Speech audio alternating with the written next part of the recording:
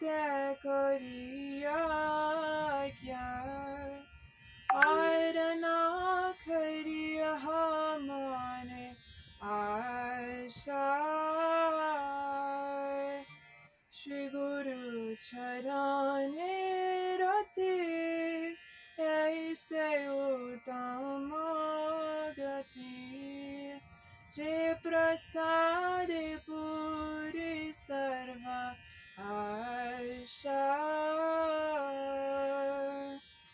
चक्षुदान दिल जे जन्मे जन्मे प्रभु से चक्षुदान दिल जे जन्मे जन्मे प्रभु से दिव्य ज्ञान हृदय प्रकाशिता प्रेम भक्ति जहाँ होते अविद्या विनाश जाते विदिगाय जहाँ चरिता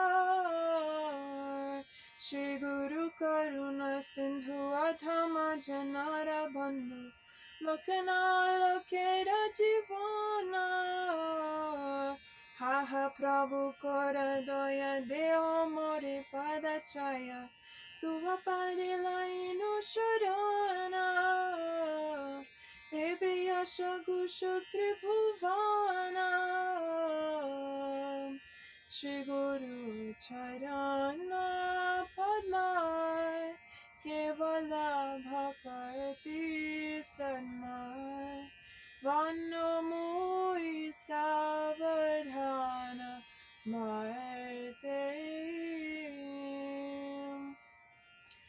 Jaya Guru Deva Jaya Guru Deva Guru Deva Jaya Guru Deva Jaya Guru Varga Jaya Guru Varga Guru Varga Jaya Guru Varga Jaya Nityananda Gauranga Gaura Hari Jaya Nityananda Gauranga Gaura Hari Hare Krishna Hare Krishna Krishna Krishna Hare Hare Hare Rama Hare Rama Rama Rama Hare Hare Nitai Gaura Hari Bo Hari Bo Hari Bo Nitai Gaura Hari Bo.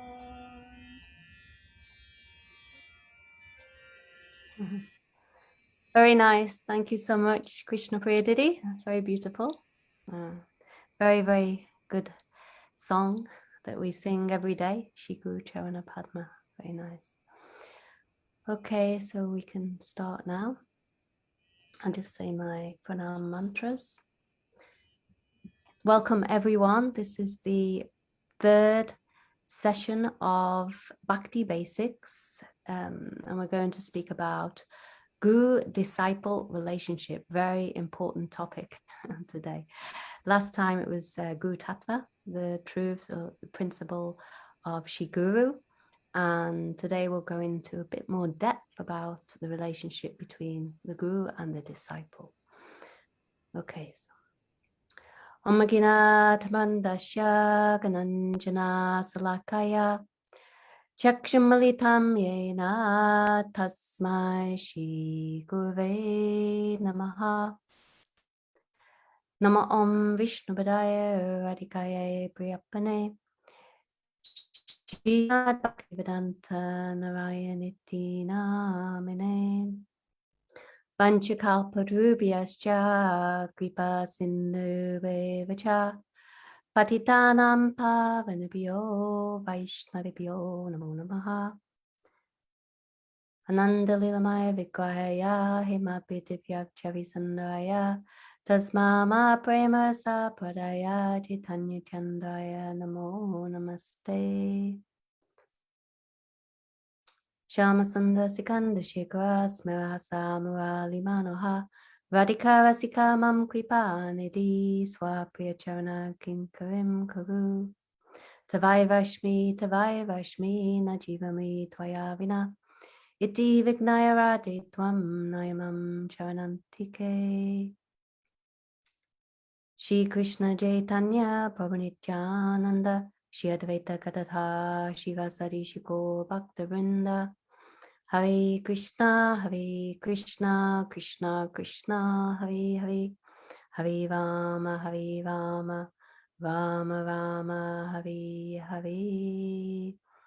So before I begin, I'd like to offer my humble, most respectful obeisances, my heart like flowers, at the dust of lotus feet of my Gurudev, Vartmapradarsaka Sata Shishima Bhaktivedanta Narayan Goswami Maharaj, and unto all our Rupanuga Guru Varga, and especially to Nityalila Vishnu Tata Sata Shishima Bhaktivedanta Swami Maharaj Prabhupada, and Nityalila Vishnu Tata Sata Shishima Bhakti Bhagyan Keshava Goswami Maharaj, and to all Vaishnavas and Vaishnavis and all devotees assembled here, I offer my Dandavat Pranams.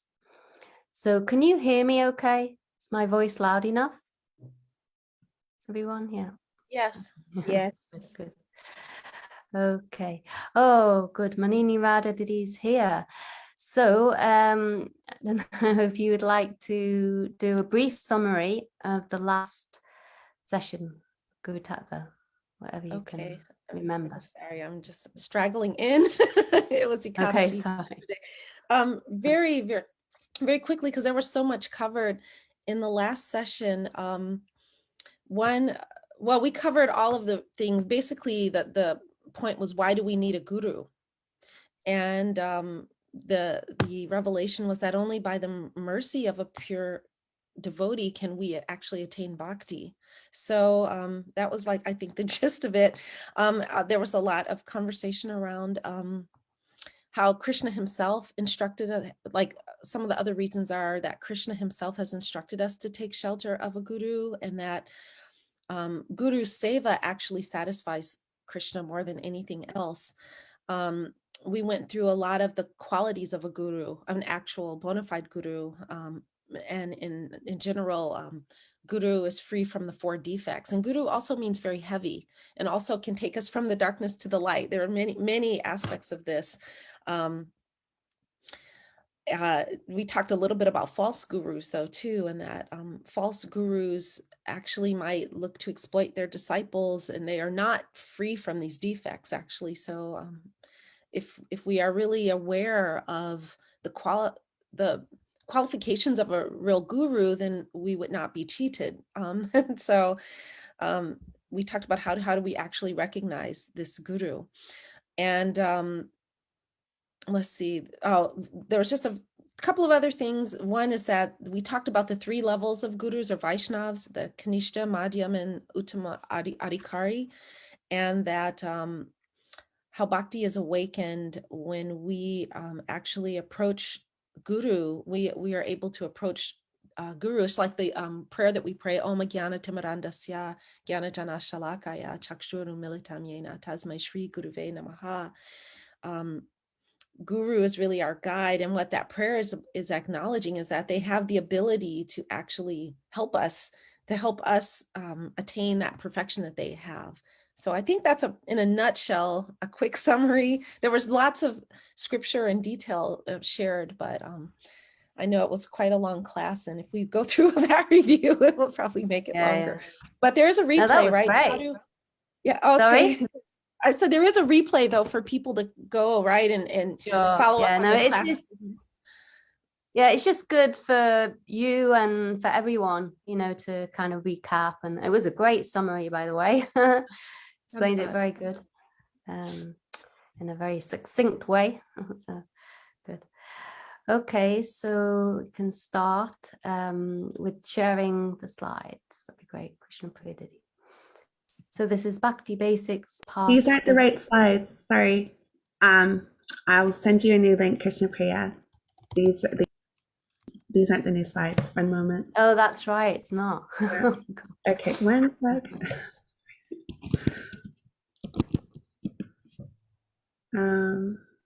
Oh, I didn't realize. Yeah, you hadn't sent the link.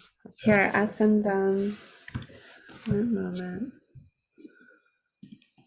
So sorry about that. So While we're waiting, if anyone has any questions, please put in the chat and we can address them, especially at the end. But there'll be questions in between from Kurunamai Didi, who will be kind of testing everyone to see how much everyone's kind of picking up, taking in, you know, so we're not so much passively listening. So if anyone wants to answer those questions at intervals, then, you know, feel free to put on your video and answer directly. And it's very nice like that. It's very interactive. So let me know, Krishna Priya Didi, when you've received that link. Okay, I sent the new link. What I could share though, while we're waiting, I would love to actually share the there was something you talked about at the very end, Charu, about the limbs of sadhana bhakti that relate directly to guru. It says that one must, so this is the things that we must do, actually. We must accept a bona fide spiritual master or a guru. We must actually accept initiation from him or her. We must serve him, and we must receive instructions from the spiritual master and make inquiries in order to learn devotional service.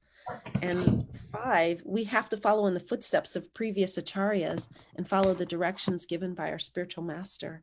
And this will make our lives successful. So I thought those Perfect. details were Great. Thank you so much, Manini Radhadidi. Very good. You're welcome.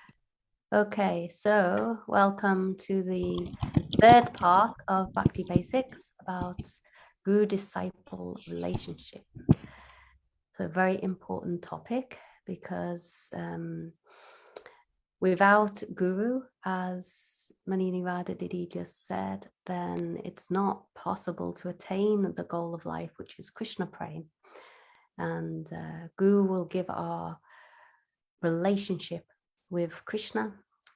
We all have a specific relationship with him. So if we don't accept a sadguru, a real guru, qualified, pure guru, and follow his instructions, taking full shelter of him, then it's not possible to realize our own svarupa, spiritual form, and also Krishna's svarupa, spiritual form, and our relationship with him, our specific relationship with him. So we can go on to the next slide, please. Okay, so let me just copy it. Okay, so there are different types of gurus, 4 main ones. So we'll start with first 2, Caitya Guru and Vartmapradarsaka Guru. So what's the meaning of Caitya Guru? So Caitya Guru is the Paramatma or super soul, and that Paramatma or super soul is in the heart of each and every living entity. So it's described in the Upanishads that the example is given that there are 2 birds on a tree, and one is the jiva, the living entity, who is sitting on a branch of the tree enjoying the fruits of that tree, and the other is the Paramatma, who's also said to be upadrasta, or the overseer, the witness, and the permitter. Anumanta means permitter. He's witnessing the jiva, the living entity, and he's actually inspiring the jiva to act in this world in whichever way he or she wants to act, because the jiva has so many material desires, and you know, of course, we've lived so many lives, countless lives in this material world, And in each and every life, in each and every species of life, we've been trying to fulfill our numerous material desires. But from our previous life, we may not be so consciously aware of all these desires that were maybe unfulfilled or like this. So it's the Paramatma or the Chaitya Guru who actually reminds the jiva what he or she is wanting, like how he or she wants to enjoy in this life. So in that way, Paramatma inspires the jiva to act in so many ways. But if the jiva wants to continue to forget the Lord, then the Paramatma helps him to forget. And if any jiva wants to remember the Lord, then the Paramatma also will somehow guide that jiva towards, it could be a Vaishnava, a guru, or even a Vartmapradarsaka guru. Means someone, Vartmapradarsaka guru means the guru who first introduces one to the path of bhakti and who usually guides the sincere seeker to a qualified guru, from whom he or she may later accept diksha initiation. So, so it may be due to previous sukriti. We were talking about that last time. If the jiva has accumulated so much what's called bhakti sukriti, devotional pious credits from so many previous lives, then he will somehow take interest in religion, spiritual knowledge, and spiritual life like this. And somehow that Paramatma, that Chaitya Guru, will guide that jiva to maybe a Vartmapradarsaka guru, who will then introduce him to a qualified guru.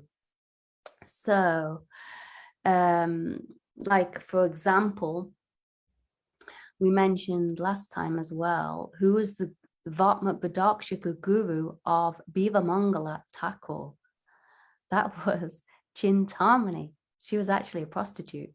So anyway, that's some history that we can discuss another time, but that prostitute was a devotee. So she somehow said just the right thing to inspire Bivamangala Thakur to wake up and realize, well, who am I and what am I doing in this world? I'm wasting my valuable life. So then he thought, I should just go to Vrindavan and take shelter of Krishna. He is my only shelter. So like this, there's so many examples, and I'm sure in our own lives we can think, who is our Vartmapradarsaka guru? Who is the one who inspired us to take up this path of bhakti, or to introduce us to a bona fide guru? So we can go on to the next slide.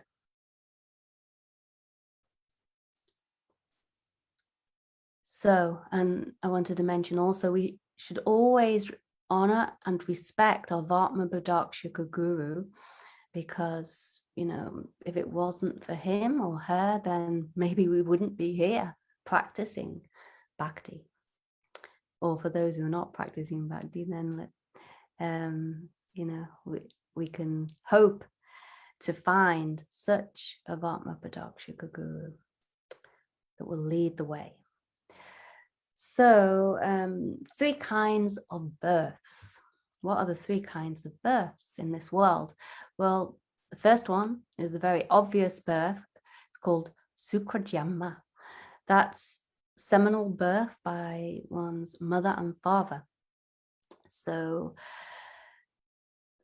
we can only come into this world through the womb of a mother who's impregnated by a father.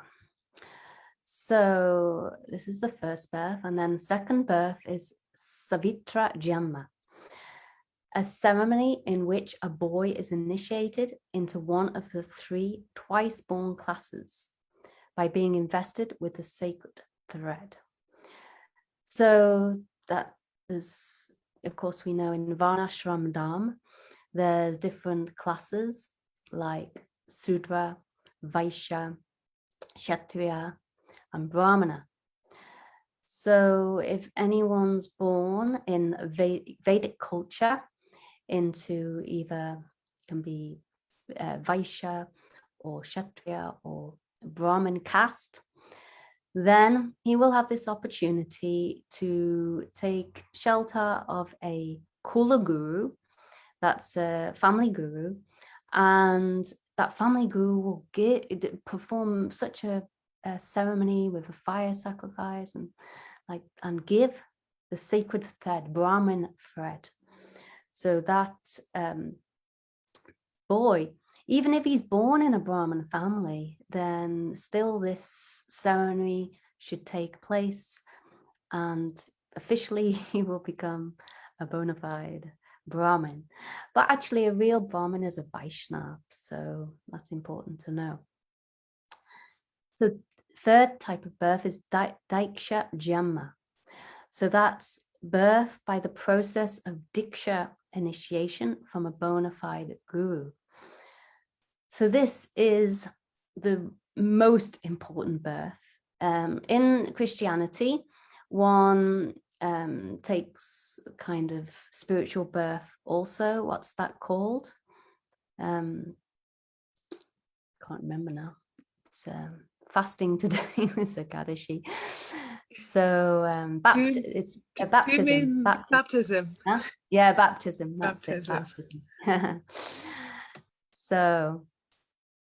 So we also have a birth by a hopefully pure guru, who is Sadguru, and he will bestow upon us diksha. So it's said, even a Sudra, an untouchable person, which is called Antaja, who is born in the lowest family, obtains the samskars of being a Dvija, a Brahmana, by receiving diksha initiation. So now in Varnashram Dham, in Vedic culture, some people, have become confused, and they think that only if you're born in a Brahmin family can you be a Brahmana. But actually, no. A Sadguru can bestow diksha, which is also second initiation or Brahmin initiation, upon a disciple, and he will become a qualified Brahmin. So it's not by birth, but it's by qualities or qualification. So this verse, very important verse, Gu diksha vihina sha nasidim na sadgatim tasmad sava prayatnena guna dikshitam bhave. It's in Purana Vakya. So without proper diksha from Shri Guru, no one can attain perfection or the supreme destination. Therefore, with utmost care and attention, one should accept diksha initiation from Shri Guru. So actually, some say, oh, there's no need for diksha, then just we can accept Harinam initiation from any guru, any bona fide guru. But Harinam is sufficient. Harinam can take us to Goloka Vrindavan, to the spiritual world. But actually, Harinam alone won't give realization of Sambandha Gyan. What is Sambandha Gyan? That is one's relationship with Krishna. So I was explaining that before. So all of our acharyas have stated that we must accept diksha from any bona fide guru in order to purify us, because that process of diksha will purify our heart of all the natas, unwanted things like lust, anger, greed, envy, illusion, pride, madness, like this. So so it's very, very important to accept diksha from a bona fide guru, because without diksha, we cannot actually possibly chant Sudanam. We cannot chant the pure holy name. So that's why it's essential to accept diksha. And our Gurudev, he used to give an example. He used to say, suppose someone wants to cook rice. Then what do? They go to the kitchen, and there we hope to find a stove. You know, from the stove is fire. Pot will be found there, and we can take some water, and in this way rice can be cooked. But if we don't have a stove, or we don't have fire or pot or water, any of these things, then how can we possibly cook rice? It's not possible at all. So in order to cook rice, all the items have to be there: the stove, the pot, fire, water, everything. And then we can cook the rice and take the rice. So this example is likened to the rice is Harinam, and the pot, the fire, the water, the stove on which the pot is placed, that is compared to be like our diksha mantras. So you may have the rice, in other words, you may have Harinam, but without the stove and the pot and everything, then how can you cook the rice? So how can our Harinam become perfected without diksha? This is the example to understand. So, like I said, it's not possible to become fully purified, to realize our sambandha, our relation with Krishna without accepting diksha. So Harinam alone is not sufficient. Gurudev said it will take many, many, many lives, that hundreds and thousands of lives to really attain that perfection. So diksha speeds up this process. Okay, we can go on to the next slide. Oh, there's questions. Okay, so Kurunamaidiri, would you like to ask the questions? Okay. And if you would like to answer, please do so. We really appreciate when you do. You can raise your hand, or you can message me, and if you could come on video to answer, that would be great. The first question, oh, and Krishna Priya, please, if you could go onto gallery screen, then we can see everyone's hands all at the same time. And the first question is, what is Caitya Guru? And I can't see everybody yet, because I think we need to stop screen sharing, and then I think, oh, there we go. Oh yeah, but actually normally what we do is we go back, we refresh those 2 slides, if you don't mind. Sorry, Krishna Priya, did he, just to give everyone another chance to see. So just have a quick read through these first slides. First, the Caitya Guru. Yes. Okay, and Vartmapradarsaka Guru. So you can understand what is Caitya Guru, Paramatma or Supersoul, the overseer or the permitter, and Vartmapradarsaka Guru. You can understand what's written and I explained. And then we can go on to the next slide, please. So the 3 kinds of births: Soka Jamma, Savitra Jamma, Diksha Jamma. So birth from mother and father, or from Kula Guru, family guru, gives Brahman thread, or Diksha Jamma, birth from a diksha guru. Okay. And without that, we cannot attain perfection. So we can go on to the next. Okay. So, Karunamai Didi. Okay, the first question is, what is Jaitya Guru? And if you'd like to answer, please just raise your hand, or you can text as well. And, oh, Manini. The Chaitya Guru is the super soul within us. It's Krishna in our hearts. Is that right? Okay. How do you... Yes, that's very right. And what does the Paramatma do? What's the function? It inspires us from within to the path of bhakti, or helps us. My understanding helps us to go the right way if we are actually in submission to that or seeking relationship. Right. Yeah, it's true.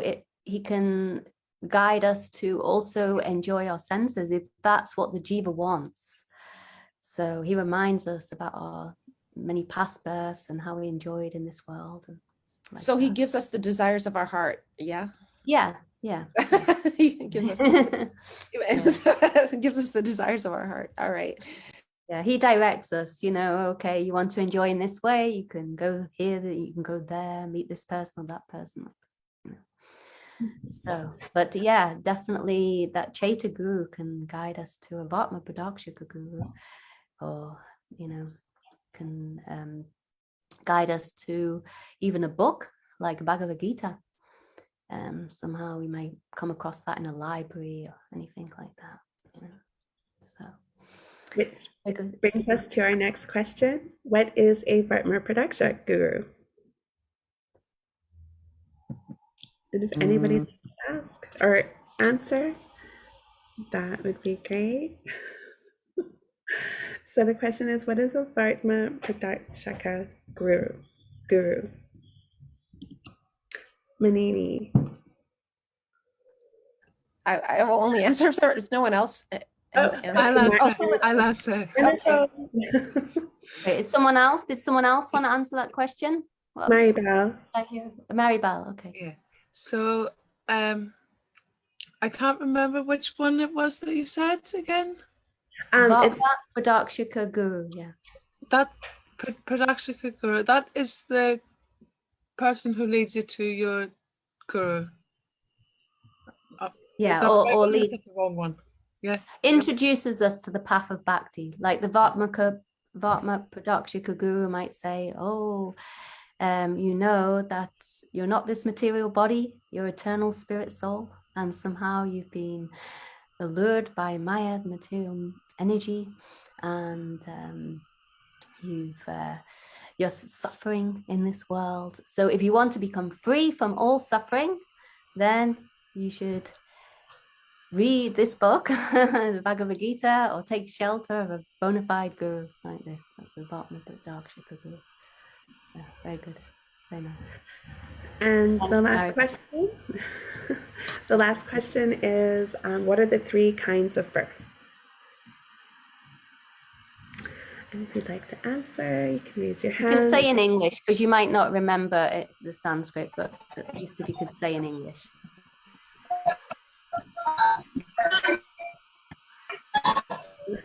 Not sure. You can say 1 or 2. From your parents. There's someone that's not muted there. Mute.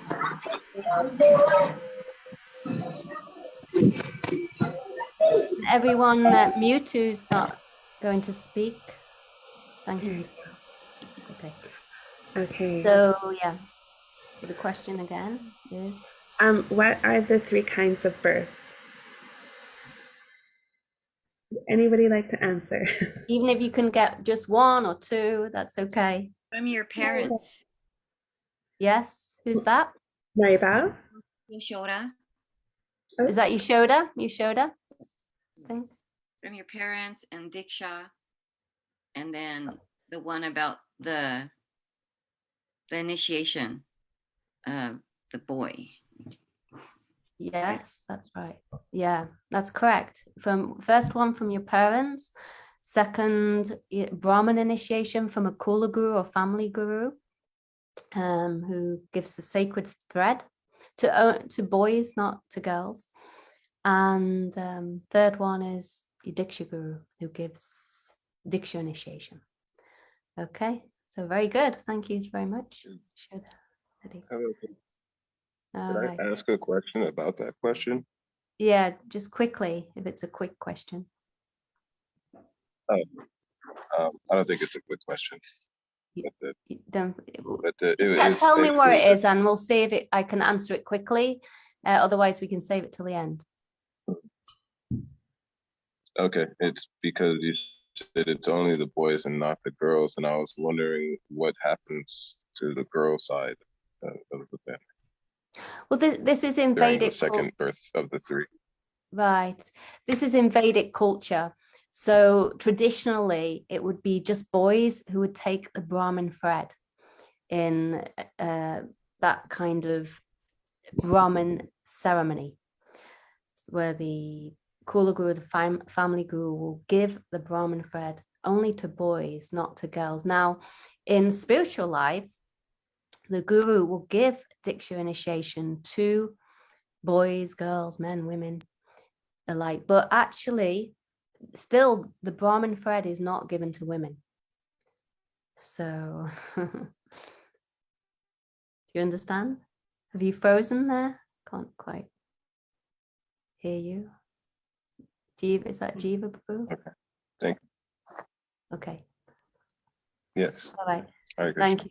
Okay. Hare Krishna. Thank you. Jai Jagannath, Chandrika Didi. Oh, Hare Krishna. Hare Shankar. Krishna. Hare Krishna. I will pray to Jagannath that Jagannath, Lord Jagannath, kindly save us from this corona COVID-19 pandemic. And in Kartika, Jagannath will bless you all to come in Vrindavan. Okay. Thank you do so seva much, of Shankar. Lord Krishna. Thank you, Shankar. That's much I can pray here from Puri. Okay, thank you so much, Shankar. Okay, we'll have to move on now to our next slide. And There's you no more also questions. take care. I request you to take care of all and our family and our Yeah. devotees. Okay. Okay, Wear thank you, mask and use Shankar. sanitizer. Thank you so much. Okay, thank you. Hare Krishna. Okay, can we move on to the next slide, please? I think we've finished the questions, right?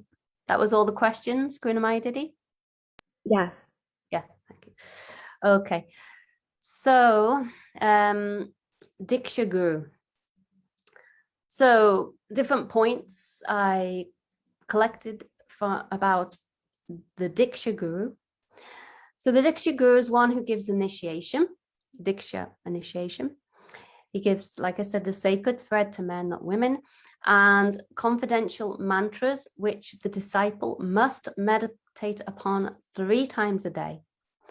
Such daily performance of religious rites at scheduled periods of the day is called anik. So you might hear this term sometimes. Devotees say, oh, I just have to do my anik. And that's where the term comes from. That's the meaning. So I wanted to say, there's one verse, Sampradaya Vihinaye Mantraste Nishvalamata. It means that diksha must be received from any sad guru, that means real bona fide guru, in any one of the 4 bona fide sampradayas. So otherwise, if we don't receive our diksha mantras by a bona fide guru, any one of those sampradayas, then we won't get the result of chanting our diksha mantras. So it's very important to, receive in the proper line like this. So next, a disciple can only have one diksha guru, although he may have many shiksha gurus. Actually, I wanted to say something about also the point about how we receive our diksha mantras. Actually, there's so much to say about mantras, but I don't want to speak too long. But mantra must be received in disciplic succession, and the mantra should never be chanted aloud. So otherwise the potency of the mantra will vanish. So we shouldn't, although we chant Hari Nam aloud, it's encouraged to chant Hari Nam aloud. Of course we can chant Hari Nam silently also, but our diksha mantras must be chanted silently, never aloud. Otherwise the potency will vanish. So what is a mantra actually? Someone's asking, why is that? Malati is asking, why should we not chant aloud? Actually, sometimes you hear, there's Brahma Gayatri mantra being chanted aloud and nice music and like this, but actually it's not recommended, simply because the potency will disappear if you do that, because this is the instructions that have been given by all our gurus, acharyas, like this. So it's sacred. It's like also when we chant our diksha mantras, we have a cloth covering our hands, and then we chant on our fingers. We count like that on our fingers, and we're not showing. It's said because maybe the demigods will steal our how do you say, that kind of potency, of that mantra like that. So okay. So what is a mantra? So the holy names of the Lord, like Hari, Krishna, like this, any holy name, if it's added like a prefix om in the beginning, or klim, actually I don't know if I should be saying this somehow, but anyway, I've said it now, or svaha or namaha at the end, then that holy name is called a mantra. So you understand, when it's prefixed by om or kling, and at the end there's svaha or namaha, then that becomes a mantra. So that's the difference between like Harinam mantras like that. So a mantra can't be chanted at all times, in all circumstances, or in the midst of everyone. Like, you should be chanting your mantras in a busy place, like, maybe you're in a busy train station. It's not ideal. I mean, obviously time, place and circumstances, but and should be chanted quietly, confidentially, within one's mind, like that. So there's certain rules and regulations for chanting mantras. Before we chant our mantras, we must prepare ourselves. We must take bath. We should sit in a very clean place, like on a clean asana, in a clean sitting place. And we must perform archaman. That means, taking a patra, a pot of water, and chant mantras, and we might also chant Ama Pavitra Pavitra Va Sarvastam Guru Viva. Different mantras are there in order to purify ourselves. So and these mantras, they should be chanted at 3 sanjas of the day. So that means sanjas mean junctions. So first junction of the day is in the early morning. That's a junction between night and day. So like, when the sun's rising. And the second junction of the day is noontime. That's between the junction between the morning and afternoon. And then again in the evening, and that's the junction between day and night again. So, and if we don't do the proper time, it said the fruit of chanting these mantras may not come. So it's important to chant our mantras like this, following all the rules and regulations. But on the other hand, Harinam, Hare Krishna Maha Mantra, that can be chanted in the mind, out loud, alone, with others, like Sankirtan. And it could be chanted in a pure state, an impure state, in a clean or unclean place, anywhere. Even while sitting, standing, walking, lying, sleeping, in any circumstance, any time of the day and or even all day and night, you can chant Harinam. But this isn't the case for one's diksha mantras. There's specific rules and regulations. So, so what are the diksha mantras? They're first of all, Brahma Gayatri for men, that are given to men only, although Srila Prabhupada gave to women also. So Brahma Gayatri, Guru Mantra, Guru Gayatri, Gora Mantra, Gora Gayatri, Gopal Mantra, and Kalm Gayatri, and then Panchatattva Mantra and Hare Krishna Mantra. These are the mantras that were given from the Diksha Guru, and we should chant them with deep faith. So, so then we can go on to the next point. A disciple can only have one Diksha Guru, although he may have many Shiksha Gurus. So the one example that comes to mind is that in Srimad Bhagavatam it's explained that Yadu Maharaj, he encountered an Avadut Brahman. I think his name was Dattatreya. And Dattatreya had 24 gurus. And those gurus were like earth, the air, the sky, fire, water, sea, sun, moon, even a spider, elephant, like that. He took shelter of all these gurus, so many Shiksha gurus. So, of course, you know, we might not be able to take the same kind of Shiksha from gurus like that, but in person, we may have a Shravan Guru also. He's the Guru that we hear Harikatha talks about Krishna from. And that Shravan Guru may be the same as our Shiksha Guru. So I'll explain a bit more about Shiksha Guru after.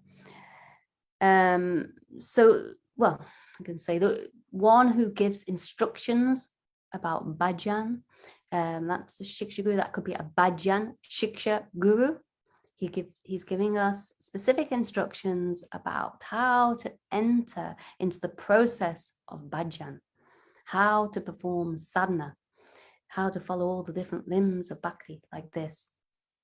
So, like I said, the Shravan Guru and the Shiksha Guru may be the same, or we may have many Shravan Gurus that we hear from like that, and many Shiksha Gurus also. However, Gurudev said it's advantageous to have one Shiksha Guru who we take shelter of. Someone's unmuted there. One Shiksha Guru who we take shelter of, who is Sajatiyasaya Snigde, Sadhu Sangha Svatovare. So that means who is Sajatiya. Sajatiyasaya means one who has a similar mood. And also he's very affectionate towards us, but he should be, you know, definitely way more advanced than us. So that's important, that those three things are there in a Shiksha Guru. So the mantras received from the Guru are non-different from both the Guru and the Lord. So, Gurudev said, he said, don't think that the mantras that you've received are ordinary. They are certainly not ordinary, because those mantras are the very form of Bhagavan, or the very form of Guru and Chaitanya Mahaprabhu, like this. So we should chant our mantras with love and affection. And in this way, the mantras will nourish our sambandha jnana, our relationship with Krishna. So then, chanting the diksha mantras helps manifest one's eternal relationship with the Lord. So already explained that. So diksha is a process that may take many years or even lifetimes to complete. So why is that actually? Well, we are given diksha and we may think, okay, that's it. I've been given my diksha mantras from my bona fide diksha guru, and that's it. I've understood everything, but actually it's not like that. In the beginning, we may realize general sambandha jnana, which means understanding that I am the eternal servant of Krishna. So this is general understanding of one's relationship with Krishna. I'm Krishna's eternal servant. And then as we progress, we'll realize our specific relationship with Krishna. For example, or Radha and Krishna, that I am a maidservant of Srimati Radharani. That's what we hope for. So then when we've realized that, this is real diksha. And actually, our diksha is completed, but that may take many years, even many lives. So it's not something that we can realize in a moment or a day. Actually, we're admitted into the school of diksha when we receive our diksha mantras. That means we get admittance into the school of diksha. And like I said, we don't know how much time it will take to realize what we've been given. So we can, I think, go on to the next slide.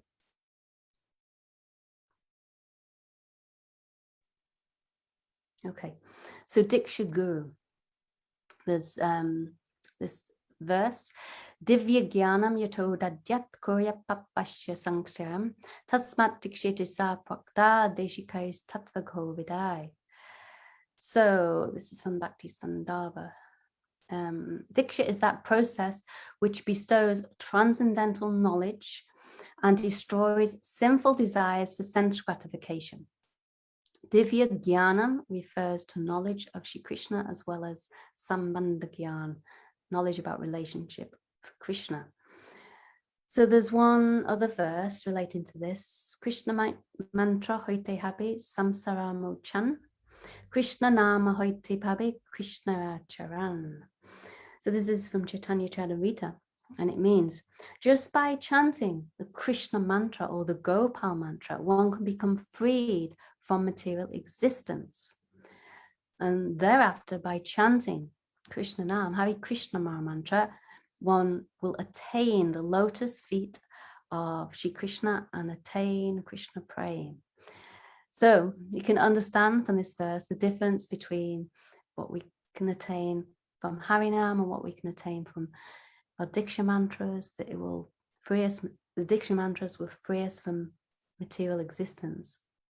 So first of all, Divya Jnana means that Guru will bestow upon the disciple all kinds of tattva jnana. That means knowledge about different truths like jiva tattva, knowledge about the living entity, maya tattva, about illusory material energy, guru tattva, bhakti tattva, prema tattva, Krishna tattva, like this, all kinds of knowledge he will give the disciple. So all this knowledge is transcendental. And just as Krishna, he is the form of eternality, knowledge, and bliss. He's completely transcendental. So knowledge about Krishna is also completely transcendental. So in other words, Gurudev is giving us Krishna in the form of transcendental knowledge. He's giving us Krishna himself in this form. So mantras are completely cognition, actually. Can you imagine? They're completely conscious and they can give everything. So in this verse, Divya Jnanam Yutoriyat Dadyat Kuyat Papasya Sankshayam. What does that mean? Kuyat Papasya Sankshayam. In material life, one is full of lust, anger, greed, illusion, pride, madness, envy, all these bad qualities. And of course, in life after life, this has led us to perform so many sinful activities. But we should know that it's Shri Guru, the Diksha Guru, who actually cleanses our heart from all these stages of sins. What are the different stages of sin? First of all, there's Kuta. Kuta means latent sinful desires.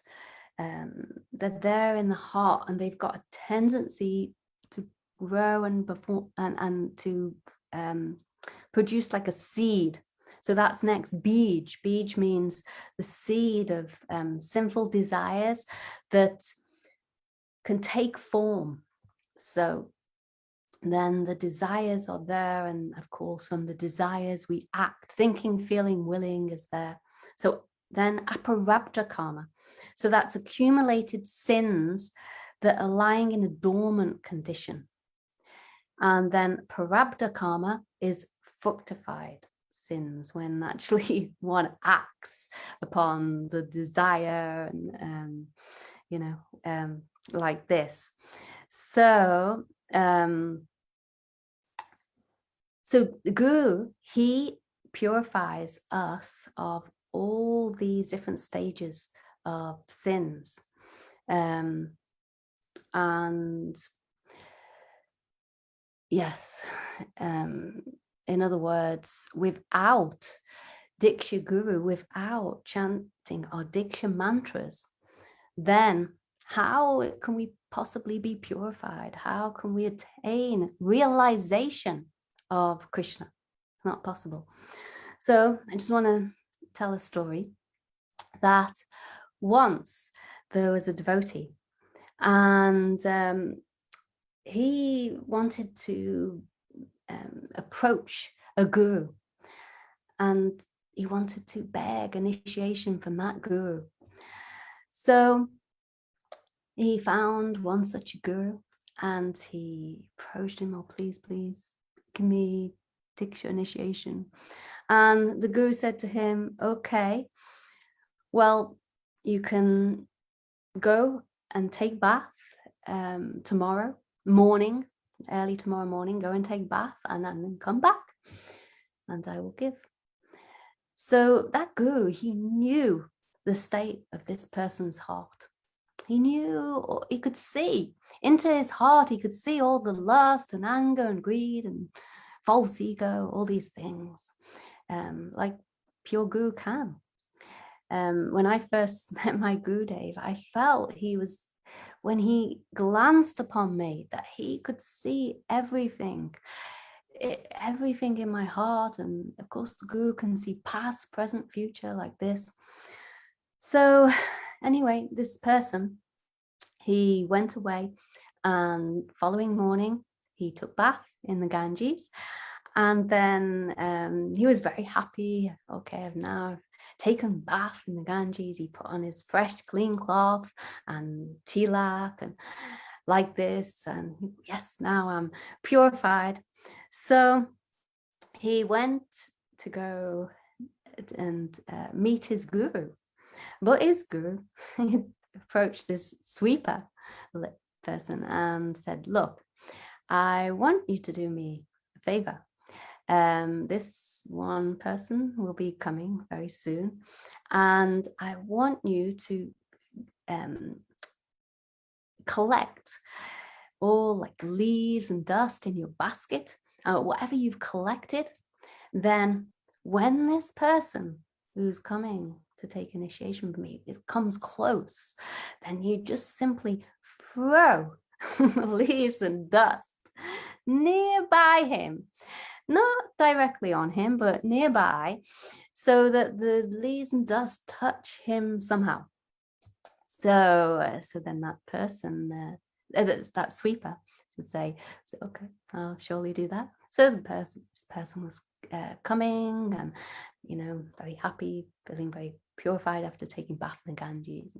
But the sweeper saw him and threw this leaves and dust, and all the dust came on his cloth, and he was not happy at all. He became very angry, like so furious, and his eyes became red.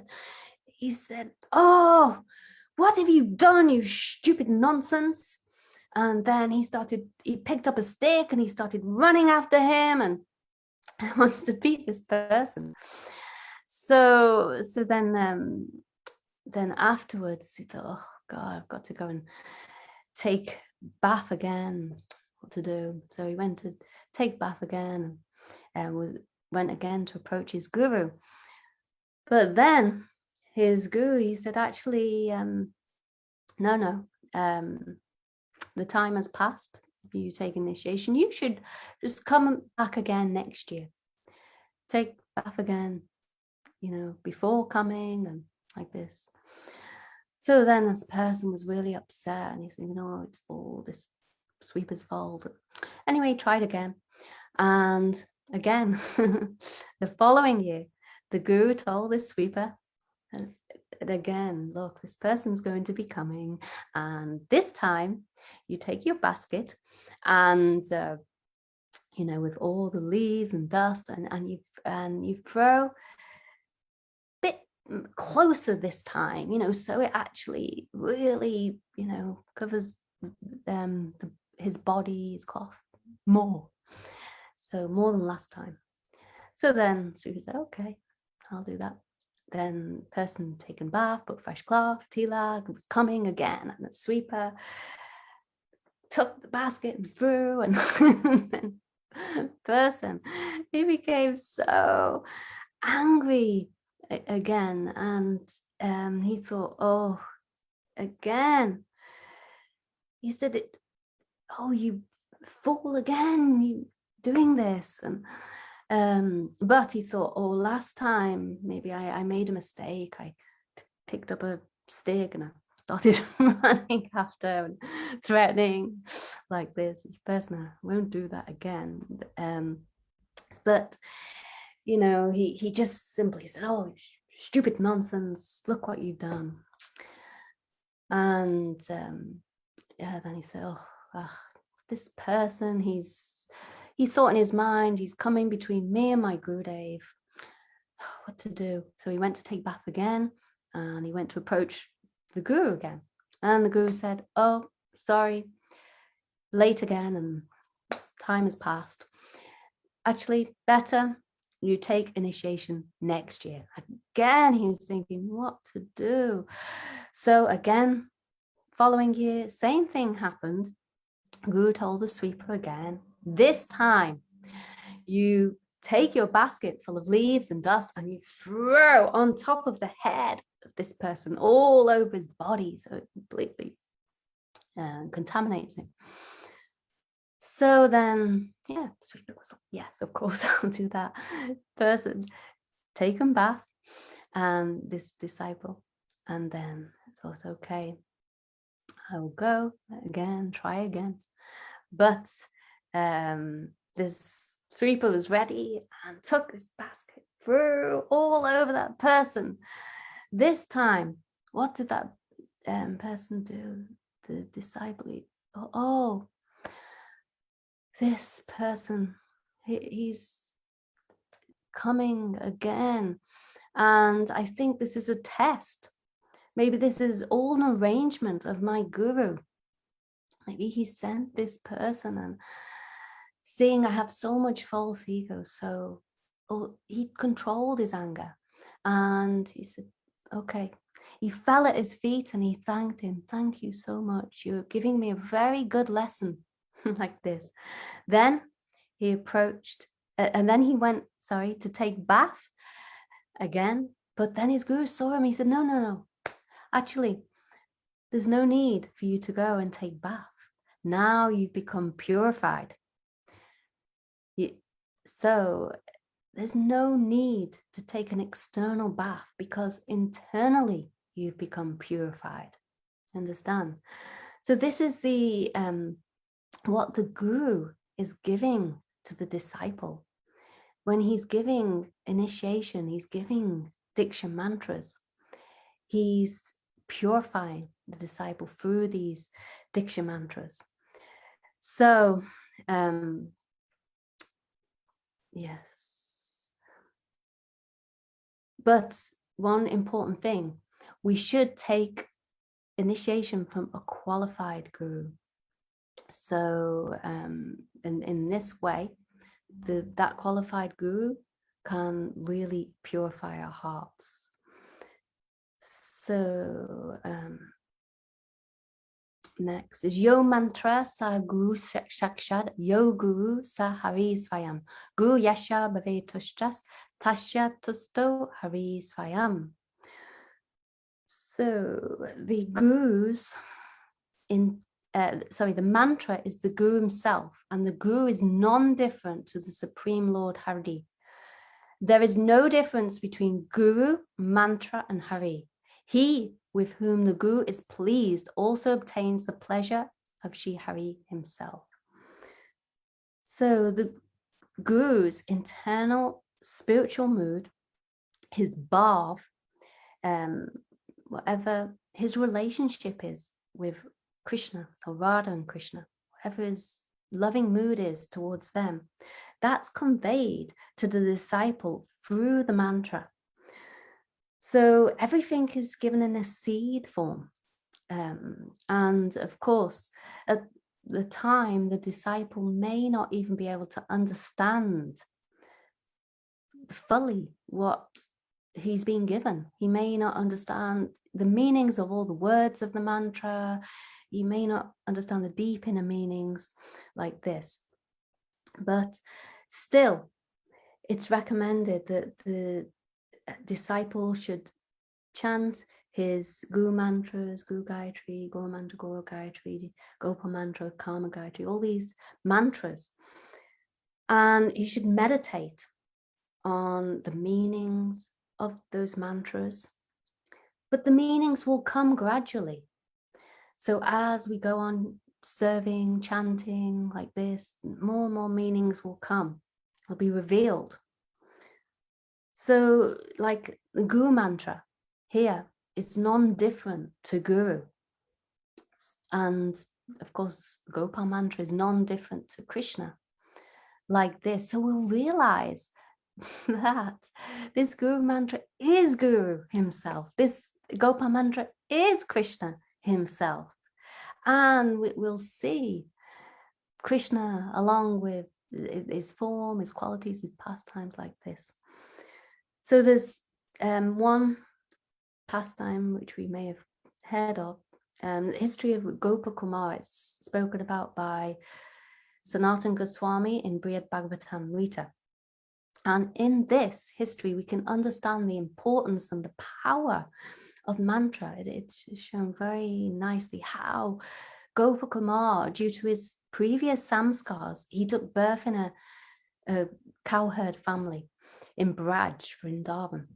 So he would take the cows out to graze, on a daily basis. And once, while he was taking the cows out to graze, he saw a sadhu, very pure sadhu, very effulgent. And he was sitting and he was singing and crying profusely. And this Gopakumar is looking and he's thinking, oh, how he's singing so beautifully, crying so much, but he couldn't understand why. But still, he was very attracted to him and he wanted to serve him. So one day, Gopakumar, he approached that sadhu and he begged him, oh, please, you give me initiation. Then that sadhu said, okay, but of course, first you take bath and then you come.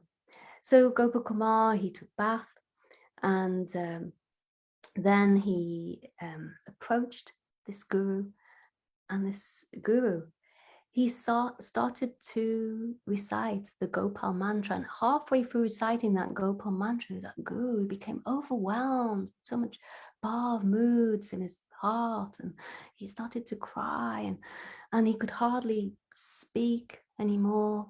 But then Gopakumar waited patiently, and this guru, he completed the recitation and mantras. But then that guru, he simply became so overwhelmed that he felt unconscious. He fainted and fell on the ground before Gopakumar had even got the explanation or explanation of how to chant these mantras like this. So then Gopakumar, he went to get water and try to revive his guru, but his guru, when he went away to get the water, when he came back, his guru disappeared. So then Gopakumar, he was very sad, but still he had so much faith in that guru and the mantras that he was given that he decided, yes, I will definitely chant these mantras every day. And as he went on chanting, all his material desires had completely vanished from his heart. And then, of course, we know in the history of Gopakumar, he went from earth to Brahmaloka to Shivaloka, and then to Vaikuntha, Ayodhya, Dwarka, Mathura, and finally Vrindavan, where he was met with Krishna and embraced by Krishna. So all this came simply from chanting his Gopal mantra. So this is evidence of what we can attain from chanting our mantras. So we can go on to the next slide.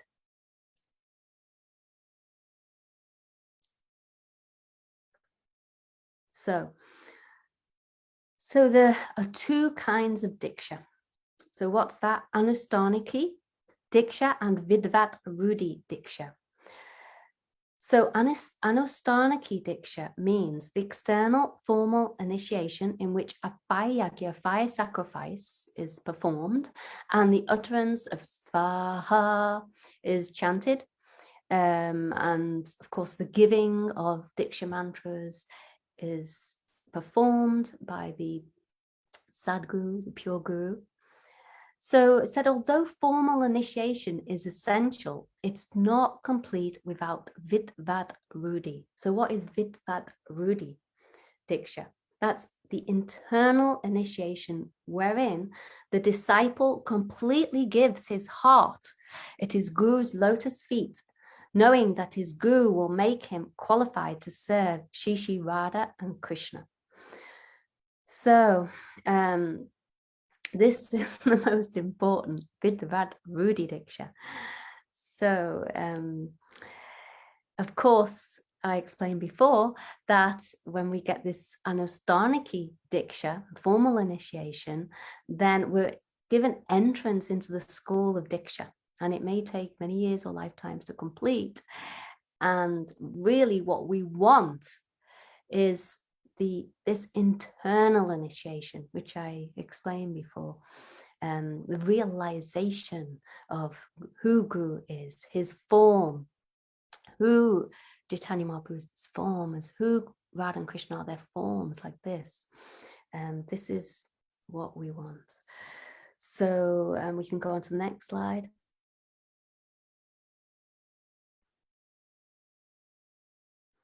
So Diksha Kale, Bhakta kare atma samapan, se kali Krishna tare kare atma sam. Se dehat kare tara chidanandamai, aprakrita dehe tanra charana bajoy. This is from Chaitanya Charitamrita and Chalila 4:192. So Chaitanya Mahaprabhu said, the body of a devotee is never material.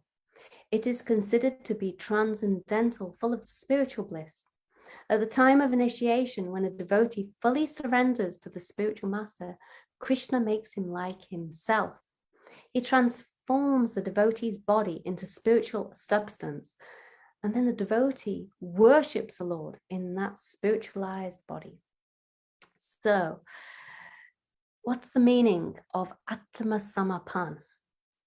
Actually, Srila Bhakti Pramod Puri Maharaj, he gave a very nice explanation of this as well. When the jiva first surrenders himself to the lotus feet of his guru, then Krishna accepts him as one of his very own and frees him from the bondage of bodily identity and gives him an experience of his eternal spiritual nature. With this divine knowledge, the devotee takes the spiritual body appropriate for the transcendental service of the Lord. So what is the meaning of Atma Samapan? At the time of that we receive diksha, then that devotee, that disciple, will totally surrender himself at the lotus feet of his guru and also Krishna, like this. And Krishna accepts that disciple. Why? Because his guru has accepted him. Only because of that. So that's why it's so important to accept a guru, accept Harinam and Diksha initiation. So at that time, the Krishna, he makes that disciple, that devotee, very near and dear to him, like having the same qualities as him. He imbues him with his qualities. Krishna does. So this is really amazing.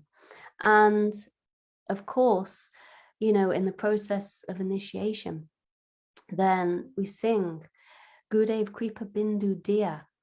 And in this song, there's one line, and it says that, oh Gurudev, please make me one with you, make me one with your heart. That means tadatmik, so that all your qualities will be imbued in my heart. So this is also the process of diksha, in which the disciple will become tadatmik, like the same, like one in heart with his guru, having all the same qualities as his guru. So even Chaitanya Mahaprabhu, he chanted the pure holy name. And what was the result? What did Mahaprabhu tell his Gurudev? His Gurudev's Ishvar Puripad. And he said, oh my dear Lord, what kind of mantra have you given me? I have become mad simply upon chanting this mantra. But what would he been given? He'd been given Hare Krishna Maha Mantra and Gopal Mantra. So he said like this, oh, this mantra is making me mad. So it's said, for those who always remember and meditate upon the Gopal Mantra and Calm Gayatri by the power of those mantras, then bhav, spiritual emotion, can be imbued within our hearts and realization can come. So what did Mahaprabhu experience? He experienced this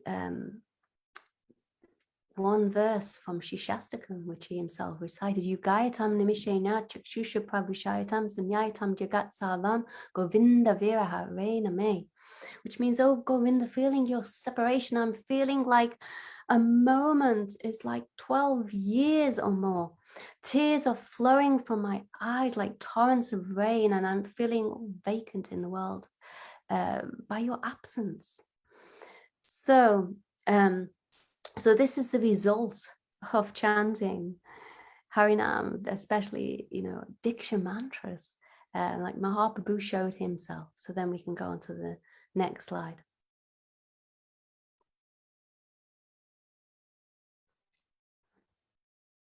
Questions? Okay, just briefly go back over those slides.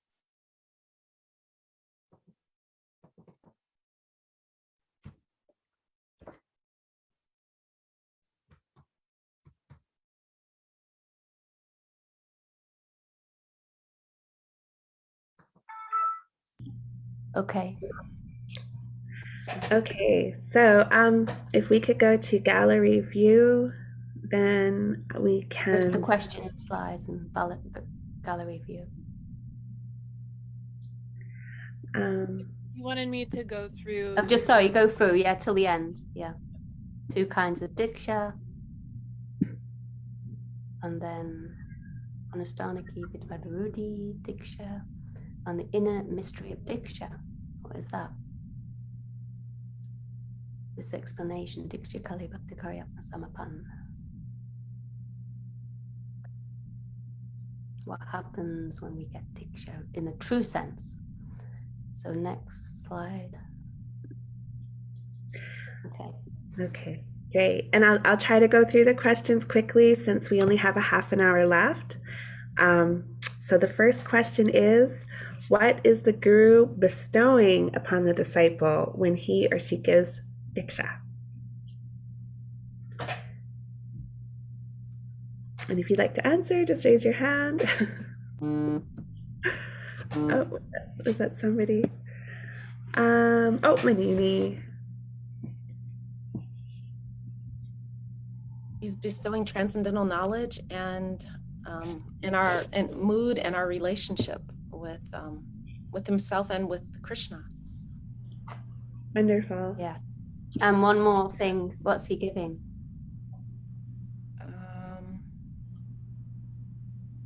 I don't know, access. I'm not sure about the other things. He's giving access, that's true, but he's purifying our hearts. Oh, okay. Cleansing our hearts from all our anarthas. Wonderful. The second question is, what are the 2 kinds of diksha?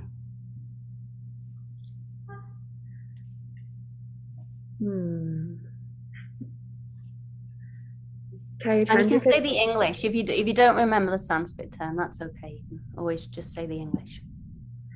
Chaitanya Didi, did you want to just remind? Anustanaki diksha, which is the formal external initiation, the fire yagya, fire sacrifice, where the guru chants mantras, gives those mantras, Brahmin prayer to a man. And like this, that's one type of initiation, one type of diksha, and the other type of diksha is called Vidvadarudi, which means the internal initiation, where the disciple completely surrenders to his guru, and his guru makes him qualified to serve Radha and Krishna. So important. Jai. And the last question is, what is the result of the transformative process of diksha? And if anyone would like to answer, just raise your hand. So what is the result of the transformative process of diksha? I'll give you a clue. It was I think the last slide where that verse comes, diksha kale bhakti kari atma samapan. What's the meaning of that verse? That's the answer. Oh, we've got 2 hands raised. Jiva? So is it that at the time of true initiation, Sri Krishna makes the devotee Atma Samarpana, like himself, and through that spiritualized state, he's able to actually serve the Lord internally in that form. Yes, very good answer. Yeah. So Wonderful. when the disciple fully surrenders to his guru, then guru makes him like himself, Krishna makes him like himself, and he gets that spiritualized body to serve. So yes, very good. Great. Thank you so much. Tango. Okay. So is that all the questions? Yes. We can go on to the next slide then.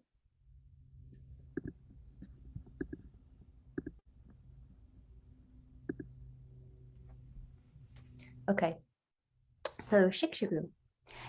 Siksha Guru is one who gives further detailed and confidential guidance on the path of bhakti. The diksha Guru is Krishna's rupa or form, and the Siksha Guru is Krishna's svarupa or personality. There's no difference between the diksha Guru and the Siksha Guru. So actually, I'll just explain a little bit more about this. Actually, maybe I'll read.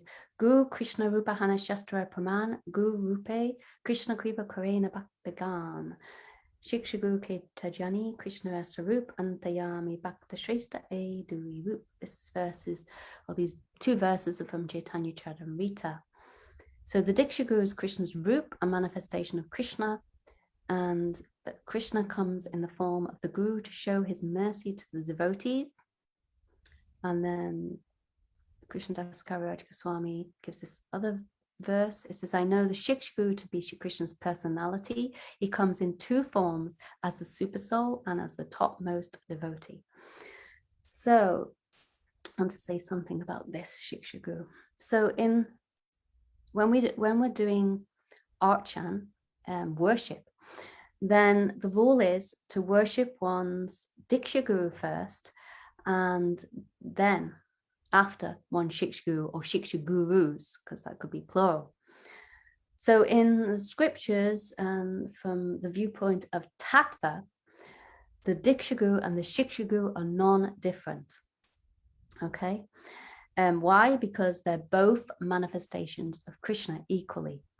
Now, of course, it's recommended if one has a diksha Guru there and one wants to find a Siksha Guru, then that Siksha Guru should be at least on the same platform, the same transcendental platform, meaning, he's as qualified, let's put it that way, as his diksha Guru. So the diksha Guru, he's worshipped in a mood of awe and reverence, so in like an Aishvarya mood. But the Siksha Guru, on the other hand, he's like the bosom friend, and so the disciple doesn't have any mood of Aishvarya or awe and reverence towards his Siksha Guru. So sometimes that disciple, he could embrace his Siksha Guru, or the Siksha Guru come and embrace him, and the disciple can reveal his or her heart to the Siksha Guru. But he may not feel he can do that in the same way with the Diksha Guru because of that awe and reverence he has for the Diksha Guru. But of course, the Diksha Guru can be the same as the Siksha Guru, or the Siksha Guru can be the same as the Diksha Guru. So, like with my Gurudev, when he was physically present, I felt him to be both my Diksha and Siksha Guru. So then there's these verses. So what is the meaning? So Gurudev said, Guru Krishna Rupa Hana Shastra Praman, Guru Rupa Krishna Karena Bhaktagan. These verses, what is the meaning that the Diksha Guru is Krishna's rupa, which means his form, and the Siksha Guru is Krishna's personality. What does that actually mean? So we can try to understand. Gurudev says, what is superior, the rupa or the svarupa? Well, that's a trick question, really, because there's no difference between the rupa and svarupa of Krishna. Exactly the same. Everything is absolute about the absolute truth, Shri Krishna. So in the same way, there's no difference between the Diksha Guru, who's the rupa, the form of Krishna, and the Siksha Guru, who's like the personality of Krishna. There's no difference. They both should be considered same. We've given the same honor and respect to both. So just like there's very little difference between the word rup and svarup, because rup means what? Form, beauty, or appearance, and svarup means the form, the nature, and the qualities of Krishna. So there's very little difference, well, actually no difference between the two. So though we can say the examples given, oh, Shri Krishna, he's very beautiful and he's so charming. He's holding his flute in his threefold bended form, Tribanglalit form. How beautiful he is. So this is describing Krishna's form. Then we can say, oh, but Krishna's Svarupa, his personality, his nature, his qualities are so beautiful. He has so many different moods. He has like Dirodata mood, Dirlalit, is Dirshant. So many different moods are described in all the scriptures. So like this, there's no difference between Krishna's Rupa and his or his external form and his internal moods. In the same way, there's no difference between the Siksha and diksha gurus. So diksha guru reveals the Rupa, the form of Krishna, and the Siksha guru reveals the svarupa, or the nature, the qualities, the personality of Krishna.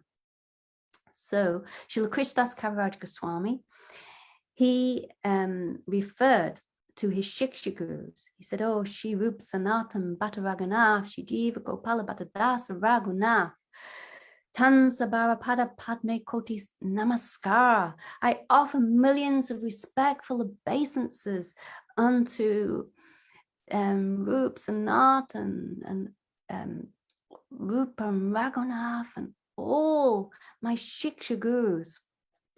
He said, I offer obeisances to them time and time again. So he also said at the end of every chapter of Shri Chaitanya Charitamrita, Shri Rupa Rage Pada Yara As, Chaitanya Charitamrita Kahe Krishna Das. Every single chapter, he wrote this verse at the end. Why? What's the meaning? I'm praying at the lotus feet of Shri Rupa and Raghunath. I'm always desiring their mercy. I, Krishna Das, always narrating Shri Chaitanya Charitamrita, following in their footsteps. So Srila Krishnadas Kaviraj Goswami here, he's not referring or externally paying his obeisances to his diksha guru. Why not? He's only doing pranams to his Siksha gurus. So for some reason, he hasn't revealed even the name of his diksha guru. He's only revealed the names of his Siksha gurus, or the 6 Goswamis. So why? It's said because that guru who's benefited us the most, then he's our real prominent guru. So like also Jiva Goswami, he gave shelter and shiksha to 3 very prominent Siksha disciples. Who were they? Narottam Das Thakur, Srinivasacharya, and Gopal Bhatta. Not Gopal Bhatta, sorry, Srinivas Shamananda. What am I saying? So these 3, Narottam, Srinivas, and Shamananda. So Jiva Goswami, he was the Siksha guru for these 3 disciples, but they were disciples of other diksha gurus. So this is also showing the importance of Siksha guru, and not to think that Siksha guru is any less than one's diksha guru. Never. So one thing I wanted to mention here, just lastly, is that Gurudev would always explain that there's 2 disciplic lines of succession. There's Pancharatrika Guru Parampara. That means the line of guru and disciple, disciplic succession, wherein it's like a diksha line. The guru's giving his disciple diksha, and that most prominent disciple will then become guru and give his disciple diksha. This is diksha line. But then there's also Bhagavat Guru Parampara, in which the guru can be a Siksha guru and give his Siksha disciple guidance, and especially guidance in bhajan, like this. So now this Siksha line, this Bhagavat Guru Parampara, he in this, it's actually superior to the Pancharatrika Guru Parampara, the Diksha line. Why? The Siksha line is superior to the Diksha line. Why? Because in that line, it may not be Diksha Guru, Diksha disciple, Diksha Guru, Diksha disciple. Only it can be Diksha Guru and Diksha disciple, but can also be Siksha Guru and Siksha disciple. Because what's important is that the bhav, the mood, the conception is carried through the disciplic succession from guru to disciple, and from a realized guru to the disciple who becomes realized. So this is important to know the difference and understand that we are in the Bhagavat Guru Parampara, and so we're in this Siksha line. Okay, we'll just do maybe one more slide. Let's see what's coming next. Nearing the end now. Okay. Jive shakshat nahe tate gu cheta rupe, shiksha gu hoi Krishna mahanta svarupe. So, since a conditioned soul cannot directly experience the presence of the super soul or the Cheta Guru, he appears before us as the Siksha Guru. Such an exalted devotee is non-different than Krishna himself. So, yeah, this is explaining that we are conditioned souls, so we may not be able to perceive that Cheta Guru in our hearts, his directions. Sometimes we may get some inspiration, but sometimes not. Sometimes we may think we're getting some inspiration, means that's, you know, actually some direction is coming from our mind according to our material desires. It may not be coming from the Cheta Gurus telling us, oh, do this that's favorable for your bhakti, or like this, you know. So therefore he appears before us as the Siksha Guru.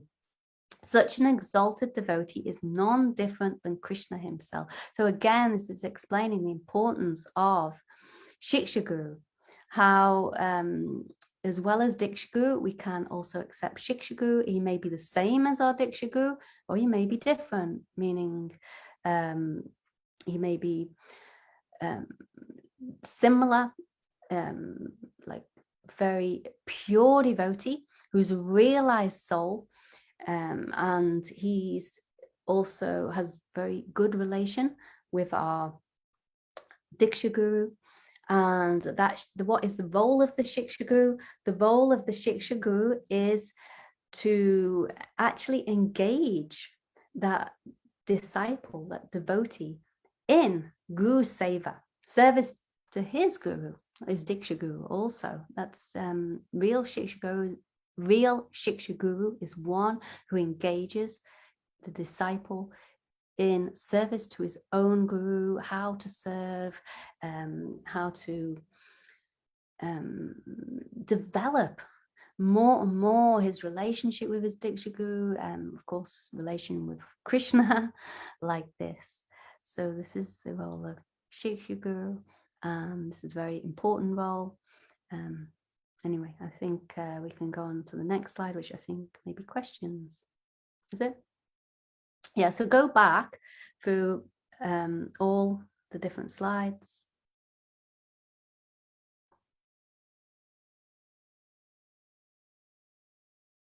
Okay, was that the first? No, I think Was it before that? Oh, maybe not. Sorry, yeah, you're right. Sorry, just the Siksha Guru slides. Okay, so this is all about Siksha Guru. What is the Siksha Guru? What's the meaning of Siksha Guru? The Diksha Guru is Krishna's rupa. The Siksha Guru is Krishna's svarupa. What is the meaning of that? There's no difference between Diksha Guru and Siksha Guru. And this very important verse explaining that. So we can move on to the next slide. So this very important verse, Jiva Shakshat Nahi Tate Guru Cheta Rupe, Siksha Guru Hoi Krishna Mahanta Swarupe. So who is the Siksha Guru? He's externally in the form of a pure devotee, and internally in the form of Cheta Guru or Paramatma, Super Soul. And he's non-different to Krishna himself. Okay, so we can go to the questions. Okay, so the first question is, what is the role of one's Siksha Guru? What does he give? And if anybody would like to answer the question, you can just raise your hand. Maribel. So, Dandavat, the Siksha Guru gives like a more in-depth and confidential guidance to the disciple. Is that right? Yes. I know. I think I could elaborate, but yeah, that's good. I can't remember what else I was going to say. So. Yeah, no, that's very good. Very good. Thank you, Maribel. Great. Okay. The second question is, what is the difference between the diksha and Siksha Guru? So what is the difference between the diksha and the Siksha Guru? Manini, please.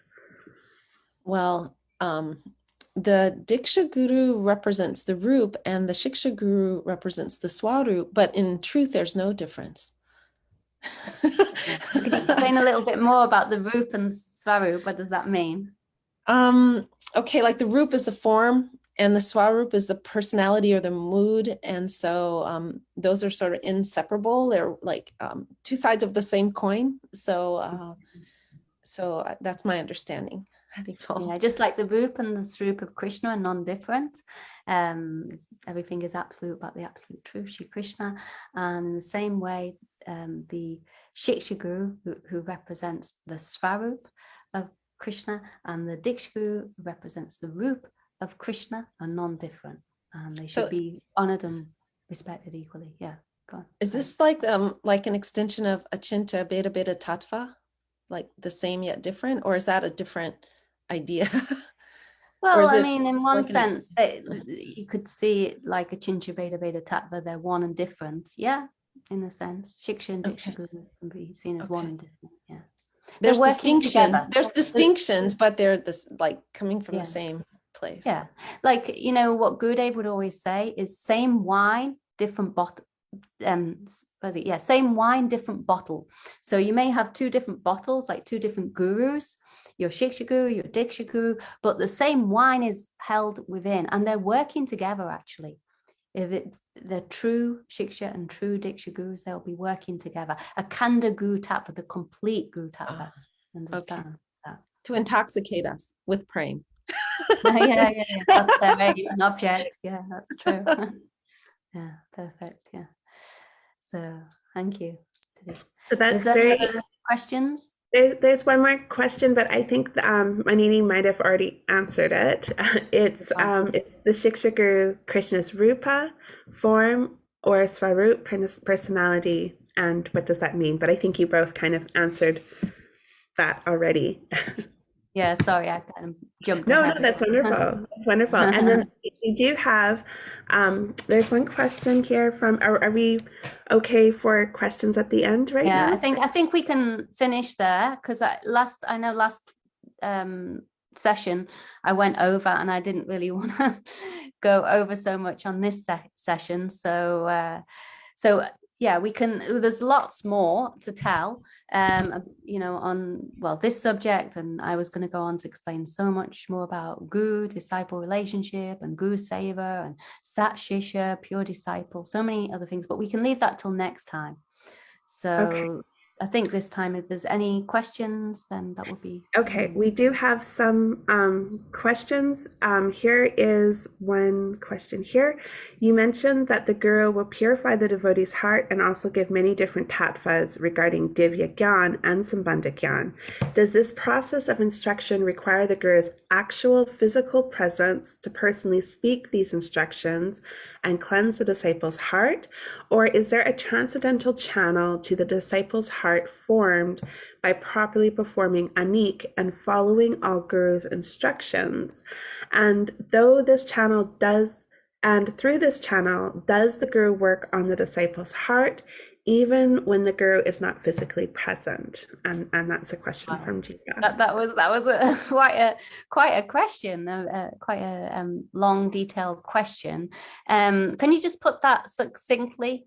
Do you mind, Kunamaididi? I kind of got a bit distracted. I kind of got the gist.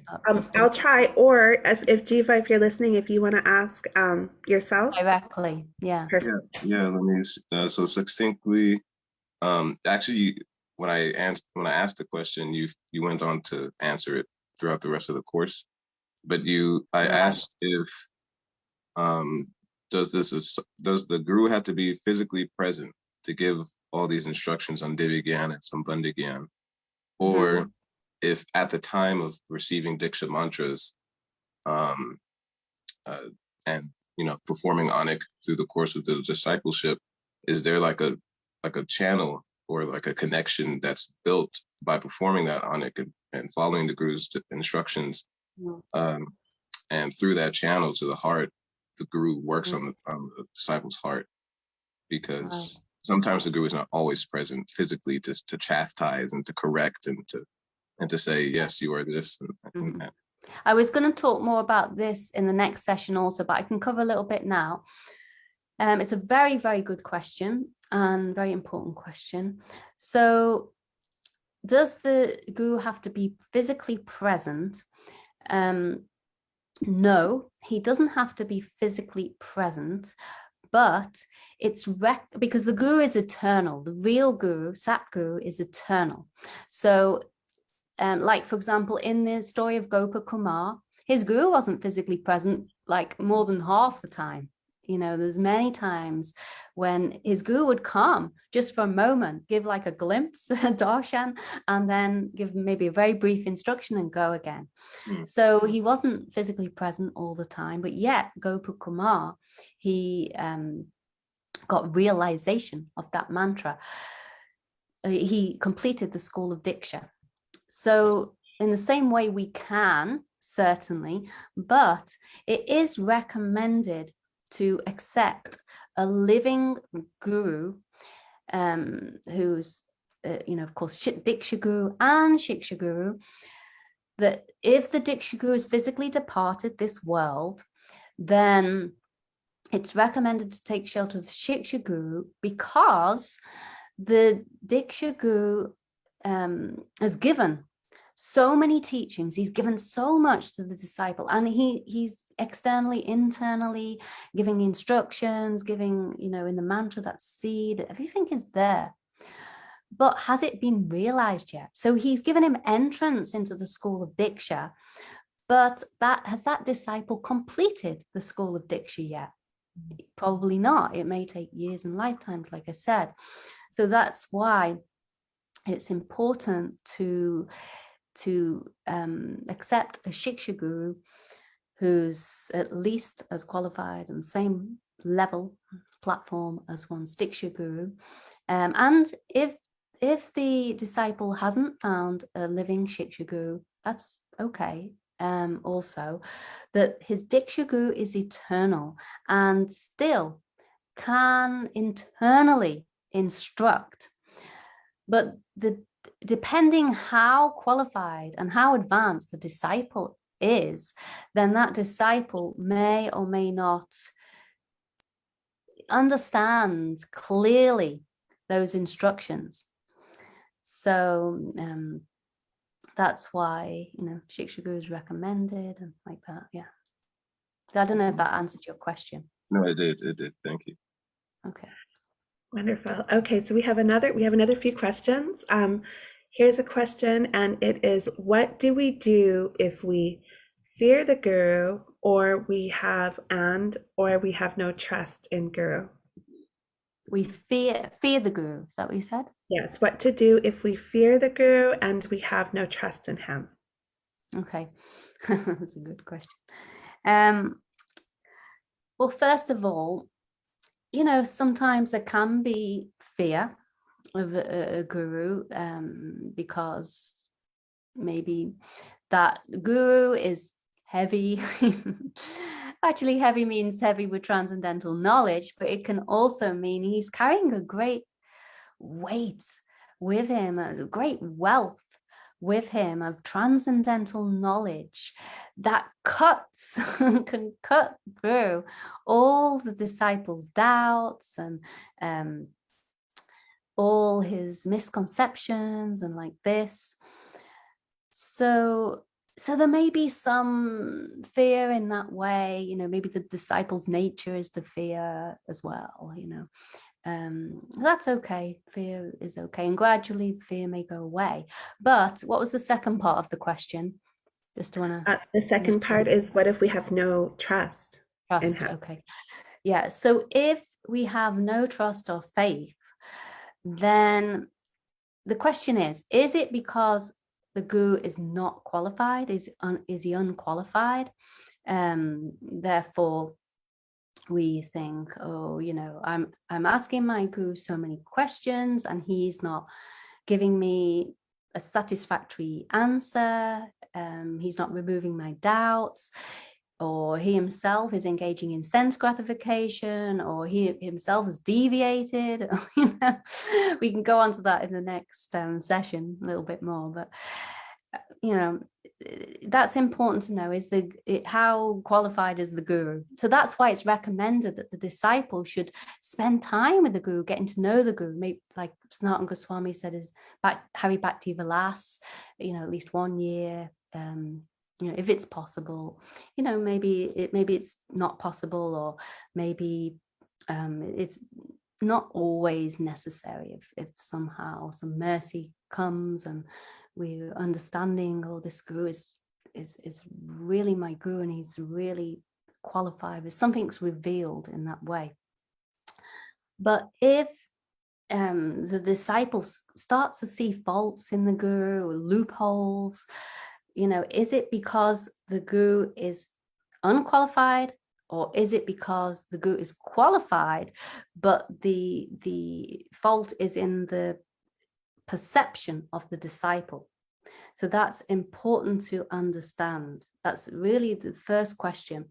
And if it's because the guru is unqualified, then how unqualified, is the guru really like deviated, gone off the rails, so to speak, or he's fallen down and or he's deviated philosophically and like this. It's really important to know how unqualified. If it's something minor, Jiva Goswami says in Hari Bhakti Vilas, okay, the disciple could be patient and see if the guru rectifies himself. That's there. But really it's best to find an Uttama Adhikari guru, a guru's on the topmost platform, who will never ever fall down, who will never ever deviate. And then there should be no lack of faith in that guru, because that guru, like our Gurudev, he could satisfy each and every disciple in every way, in meeting and even in separation. Meeting and separation, he could satisfy. So in that way, I don't know anyone who had any kind of lack of faith or trust in him, because he was Mar Bhagavat Vaishnav, his topmost guru, Uttama Adhikari guru. So yeah, I don't know if that who asked that question, if that is a satisfactory answer or not, but yeah. Wonderful. Okay, another question here we have is, how many gurus can a person have and how to keep them all happy? Oh, okay. So like I said, you can only have one diksha guru, but many shiksha gurus. And if you have many shiksha gurus, then yeah, if they're qualified shiksha gurus and you're serving even one of them, then all of them will be happy. Understand? If you have one diksha guru and one shiksha guru and you're serving just your diksha guru, the shiksha guru will be happy. If you happen to be serving just your shiksha guru anytime, then your diksha guru will be happy, satisfied, because they're a Khanda Guru Tattva. They're all working together, the complete Guru Tattva. The next question is, does shiksha guru always come after diksha guru? Does shiksha guru always come after diksha guru? Okay. Not necessarily. You could meet, generally if you meet a guru who you accept as a shiksha guru and you haven't got a diksha guru, then you'd likely accept him as your diksha guru if you feel that heart-to-heart connection. And then after, if you've so if you take diksha from a qualified guru, then that diksha guru could be your shiksha guru as well. That's possible. So okay. Another question is, how do we find a guru? How do we find a guru? Okay, I said, I think last time, that my Gurudev told me when I first met him, I was thinking, Chakudano Diloye Jami Jami Prabhu say that your guru is your guru birth after birth. And so I thought, okay, well, it's just a matter of me finding my guru who's been the same guru in my previous birth. I had this kind of conception. So then I asked Gurudev, the very first question I asked him was, Maharaj, he wasn't my guru at that time. So I said, oh, Maharaj, how can one recognize who is his guru? Thinking that, guru is eternal guru.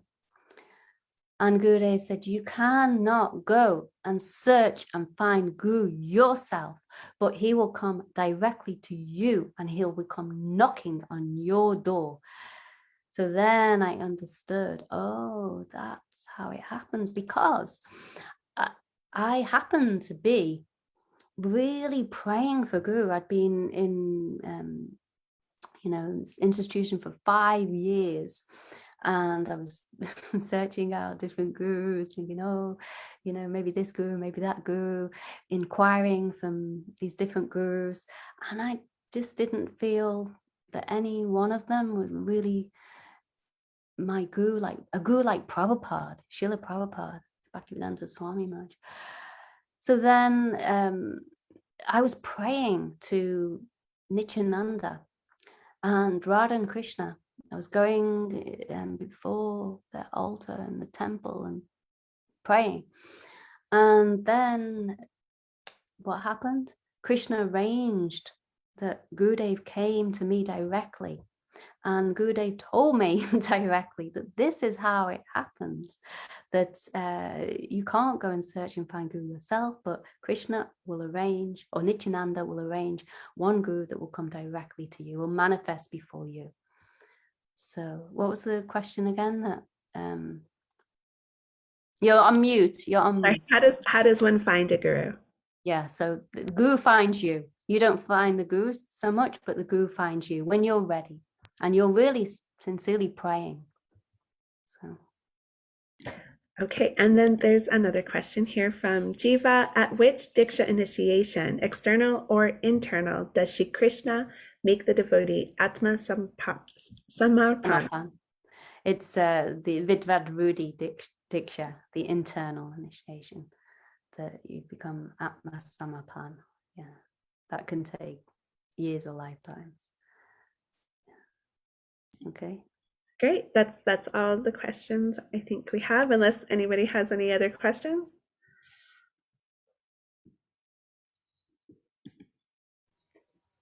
My question is, what will we be discussing next week? More about Guru Tattva. Yeah, I know. I No, actually, I'm not sick of it. I'm just wondering. yeah, actually, the next week I was thinking of going through the qualities of a disciple, what the qualification of a pure or real disciple. It's called Sat-Sisya. So I don't know if that's a good topic, but yeah, we can try to go through that. I was going to go on to that in this session, but then I realized, yeah, time's running out, so we can save it for next session. Okay, thanks, Maribel. So, anyone else? Okay, I think time's just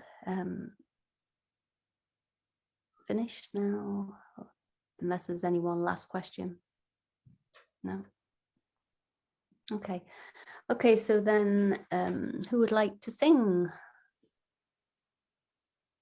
Is there Krishna Priya Didi there or anyone else? Thank you so much, everyone. I just want to pay my pranams to everyone who's attended today. I really thank you for giving me this opportunity. And thank you for very patiently listening. Okay, Vanchikabhadrubhishta Kripasinabhevita Patitanam Pavnabhyo Vaishnavibhyo Namaha. Okay. You want me to sing Maha Mantra? Krishna Priya Didi.